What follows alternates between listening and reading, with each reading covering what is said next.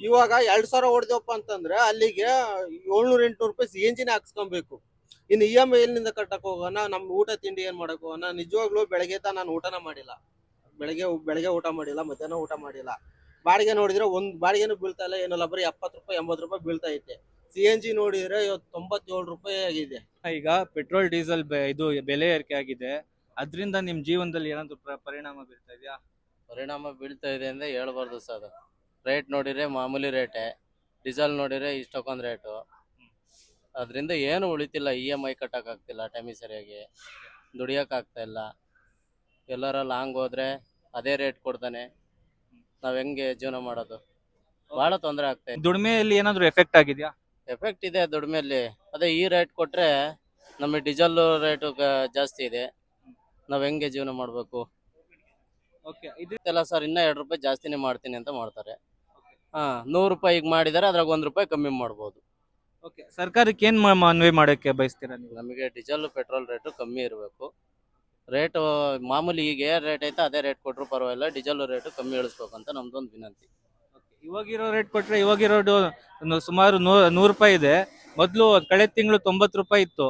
ಆದ್ರೆ 10 ರೂಪಾಯಿ ಈಗ ಹೆಚ್ಚಳ ಆಗಿದೆ. ಅದರಿಂದ ನಿಮ್ಗೆ ಬಾಡಿಗೆಯಲ್ಲೂ ಹೆಚ್ಚಳ ಏನಾದ್ರು ಕಂಡಿದ್ದೀರಾ? ಏನಿಲ್ಲ ಸರ್, ಹೆಚ್ಚಳ ಬಾಡಿಗೆಯಲ್ಲಿ ಹೆಚ್ಚಳ ಪಚ್ಚಳ ಏನಿಲ್ಲ. ಡೀಸೆಲ್ ರೇಟ್ ಮಾತ್ರ ಹೆಚ್ಚಳ ಆಗಿದೆ. ಅದೇ ಬಾಡಿಗೆ ಸಿಗ್ತಾ ಅದೇ ಇದೆ. ಬಾಡಿಗೆ, ಅದೇ ಬಾಡಿಗೆ, ಬಟ್ ಡೀಸೆಲ್ ರೇಟ್ ಡೀಸೆಲ್ ಹೆಚ್ಚಾಗಿದೆ. ರೇಟ್ ಹೆಚ್ಚಾಗಿದೆ. ದುಡಿಮೆ ಕಡಿಮೆ ಆಗಿದೆ. ದುಡಿಮೆ ಕಮ್ಮಿ, ಫುಲ್ ಕಮ್ಮಿ ಇದೆ. ಹೆಂಗಿದೆ ಜೀವನ?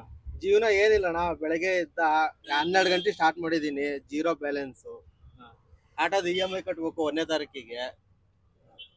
ಏನ್ ಮಾಡ್ಬೇಕು ಅನ್ನೋದು ಗೊತ್ತಾಗ. 80 ರೂಪಾಯಿ ಐತಿ. 80 ರೂಪಾಯಿದಲ್ಲಿ ಅಂತಂದ್ರೆ ಇವಾಗ 97 ರೂಪಾಯಿ CNG ಆಗೋಗಿದೆ. 100 ರೂಪಾಯಿ ಆಟೋದ EMI ಕಟ್ಬೇಕು, ಏನು CNG ಹಾಕ್ಸ್ಬೇಕು, ಹೊಟ್ಟೆ ಪಾಡ್ ಮಾಡ್ಕೊಬೇಕು, ಹೆಂಡ್ರ ಮಕ್ಳು ಹೆಂಗ್ ಸಾಕ್ಬೇಕು ಅನ್ನೋದೇ ಗೊತ್ತಾಯ್ತಲ್ಲ. ಹೋದ್ ತಿಂಗಳು ಹೋಲ್ಸಿದ್ರೆ CNG ಬೆಲೆ ಎಷ್ಟು ಜಾಸ್ತಿ ಆಗಿದೆ? ಅಣ್ಣ 12 ರೂಪಾಯಿನೇ ಜಾಸ್ತಿ ಆಗಿದೆ. ಇದರಿಂದ ನಿಮ್ ದುಡಿಮೆ ಮೇಲೆ ಏನಾದ್ರು ಎಫೆಕ್ಟ್ ಆಗಿದ್ಯಾ? ತುಂಬಾ ಎಫೆಕ್ಟ್ ಬಿದ್ದಿದೆ ಅಣ್ಣ, ತುಂಬಾ ಎಫೆಕ್ಟ್ ಬಿದ್ದಿದೆ. ಪೆಟ್ರೋಲಿಂದ ಆಗಿರ್ಲಿ, ಪೆಟ್ರೋಲಿಂದು ಮಾಡಕ್ ಆಗ್ತಾ ಇಲ್ಲ. ರ್ಯಾಪಿಡೋನ ಇದು ಆಟೋ ತಗೊಂಡಿದೀವಿ, ಆಟೋದಲ್ಲೂ ಕೂಡ ಮಾಡಕ್ ಆಗ್ತಾ ಇಲ್ಲ, ಏನಿಲ್ಲ. ಬೇಜಾರಾಗ್ಬಿಟ್ಟು ಈಗ 1ನೇ ತಾರೀಕಿಗೆ 12,000 ದುಡ್ಡು ಕಟ್ಟಬೇಕು ಆಟೋದ EMI. ಎಲ್ಲಿಂದ ತಂದು ಕೊಡೋಣ? ಓಕೆ ಅಣ್ಣ, ನೀವು ಮೊದಲು CNG ಜಾಸ್ತಿ ಆಗೋಕ್ಕಿಂತ ಮುಂಚೆ ಎಷ್ಟು ನಿಮ್ದು ದುಡಿಮೆ ಇವಾಗಿನ ದುಡಿಮೆಗೂ ಏನಾದ್ರು ವ್ಯತ್ಯಾಸ ಇದೆಯಾ? ಅಣ್ಣ ವ್ಯತ್ಯಾಸ, ತುಂಬಾ ವ್ಯತ್ಯಾಸ ಇದೆ ಅಣ್ಣ. ಅವಾಗ ಅಂತಂದ್ರೆ ಒಂದು 2,500 ಮಾಡ್ಕೊಂಡು ಆರಾಮಾಗಿ ಹೋಗ್ತಿದ್ವಿ. ಇವಾಗ 2,000 ಹೊಡೆದಪ್ಪ ಅಂತಂದ್ರೆ ಅಲ್ಲಿಗೆ 700-800 ರೂಪಾಯಿ CNG ಹಾಕ್ಸ್ಕೊಬೇಕು. ಇನ್ನು EMI ಎಲ್ಲಿಂದ ಕಟ್ಟಕ್ ಹೋಗೋಣ, ನಮ್ ಊಟ ತಿಂಡಿ ಏನ್ ಮಾಡಕ್ ಹೋಗೋಣ? ನಿಜವಾಗ್ಲೂ ಬೆಳಗ್ಗೆ ನಾನು ಊಟನ ಮಾಡಿಲ್ಲ. ಬೆಳಗ್ಗೆ ಊಟ ಮಾಡಿಲ್ಲ, ಮಧ್ಯಾಹ್ನ ಊಟ ಮಾಡಿಲ್ಲ. ಬಾಡಿಗೆ ನೋಡಿದ್ರೆ ಒಂದ್ ಬಾಡಿಗೆನೂ ಬೀಳ್ತಾ ಇಲ್ಲ, ಏನಿಲ್ಲ, ಬರೀ 70 ರೂಪಾಯಿ 80 ರೂಪಾಯಿ ಬೀಳ್ತಾ ಐತೆ. CNG ನೋಡಿದ್ರೆ ಇವತ್ತು 97 ರೂಪಾಯಿ ಆಗಿದೆ.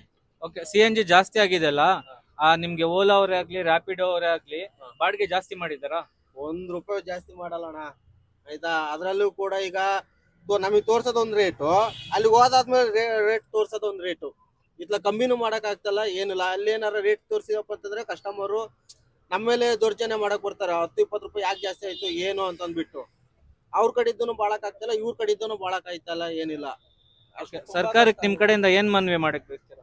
ಅಣ್ಣ ನಮ್ ಕಡೆಯಿಂದ ಅಂತಂದ್ರೆ CNG ಏನಾರ ಒಂದ್ ಸ್ವಲ್ಪ ಕಮ್ಮಿ ಮಾಡಿದ್ರಪ್ಪ ಅಂದ್ರೆ ನಾವೇನೋ ಜೀವನ ಮಾಡ್ಕೊಬಹುದು. ಊರ್ ಬಿಟ್ಟು ಊರಿಗೆ ಬಂದಿದೀವಿ, ಏನೋ ಹೆಂಡ್ರ ಮಕ್ಳು ಸಾಕ್ಬೇಕು ಅಂತಂದು ಬಂದಿದೀವಿ, ಆಟೋ ತಗೊಂಡಿದೀವಿ, ಏನೋ ಒಂದ್ ಮಾಡ್ಬೇಕಂತಂದು ಅವ್ರ ಸಹಕಾರ ಕೊಡ್ಬೇಕು ಸರ್ಕಾರದವರು. ಈ ತರ ಆತಂದ್ರೆ ಬೆಂಗಳೂರಲ್ಲಿ ಯಾರು ಜೀವನ ಮಾಡಕ್ ಆಗೋದಿಲ್ಲ, ಏನಿಲ್ಲ. ತುಂಬಾ ಕಷ್ಟ ಆಗ್ತಾ ಇದೆ ಅಣ್ಣ. ಸರಿ ಅಣ್ಣ, ಥ್ಯಾಂಕ್ ಯು.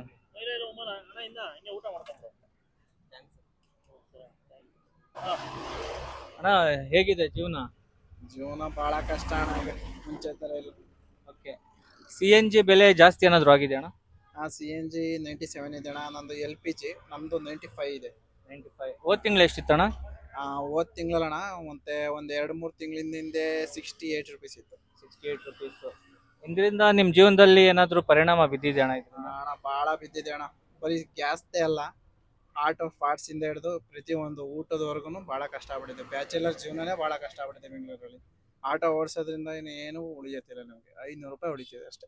ಓಕೆ, ಮೊದಲು ಬೆಲೆ ಕಡಿಮೆ ಇತ್ತು. ಆವಾಗಿನ ದರಕ್ಕೆ ಹೋಲಿಸಿದ್ರೆ ಇವಾಗಿನ ದರಕ್ಕೆ ಹೋಲಿಸಿದ್ರೆ ಬಾಡಿಗೆ ಎಲ್ಲ ಅಂದ್ರೂ ಜಾಸ್ತಿ ಆಗಿದೆಯಾ? ಬಾಡಿಗೆ ಏನು ಜಾಸ್ತಿ ಆಗಿಲ್ಲ, ಇನ್ನೂ ಕಮ್ಮಿನೇ ಆಗಿದೆ ಬಾಡಿಗೆ. 1 ರೂಪಾಯಿ ಜಾಸ್ತಿ ಮಾಡಿಲ್ಲ, ಅಷ್ಟೇ ಇದೆ. ಅಷ್ಟೇ ಇದೆ. ಇದರಿಂದ ನೀವು ಸರ್ಕಾರಕ್ಕೆ ಏನಾದ್ರು ಮನವಿ ಮಾಡಕ್ ಬಯಸ್ತೀರಾ? ಸರ್ಕಾರಕ್ಕೆ ಏನು ಮನವಿ ಮಾಡಕ್ಕಲ್ಲ, ಅವ್ರು ನಮಗೆ ಏನು ಕೊಡೋದು ಬೇಡ, ಬರೀ ಗ್ಯಾಸ್ ರೇಟ್ ಒಂದು ಕಮ್ಮಿ ಮಾಡಿಕೊಟ್ರೆ ಸಾಕು, ನಾವು ಜೀವನ ನಾವು ಸಾಗಿಸ್ಕೊಂಡು ಹೋಗ್ತೀವಿ. ಅಣ್ಣ, ಡೀಸೆಲ್ ಬೆಲೆ ಹೆಚ್ಚಾಗಿದೆಯಲ್ಲ, ಅದರಿಂದ ನಿಮ್ ಜೀವನದಲ್ಲಿ ಏನಾದ್ರು ಪರಿಣಾಮ ಬೀಳ್ತಾ ಇದೆಯಾ ಅಣ್ಣ? ಅಲ್ಲ ಸರ್, ಸಿಂಗಲ್ ಗಾಡಿ ಓನರ್ಗಳು ನಾವು ಕಷ್ಟ ಬಿದ್ದು ಫೈನಾನ್ಸಿಯಲ್ ಕಟ್ಕೊಂಡು ಒಂದು ಗಾಡಿ ಓನರ್ ಹಾಕೊಂಡು ನೀವು ಡೀಸೆಲ್ ಬೆಲೆ ಇಷ್ಟು ಎಕ್ಸ್ಬಿಟ್ರೆ ನಾವು ಹೆಂಗ್ ಉದ್ಧಾರ ಆಗೋದು ಹೇಳಿ? ಡೀಸೆಲ್ ಬೆಲೆ ಜಾಸ್ತಿ ಆಗ್ತಿದಂತೆ, ನಿಮ್ ಬಾಡಿಗೆ ಎಲ್ಲಾದ್ರೂ ಏನಾದ್ರು ಜಾಸ್ತಿ ಆಗಿದ್ಯಾ? ಇಲ್ಲ ಸರ್, ಮಾಮೂಲಿ ಎಷ್ಟು ಕೊಡ್ತಾರೋ ಅಷ್ಟೇ ಕೊಡೋದು.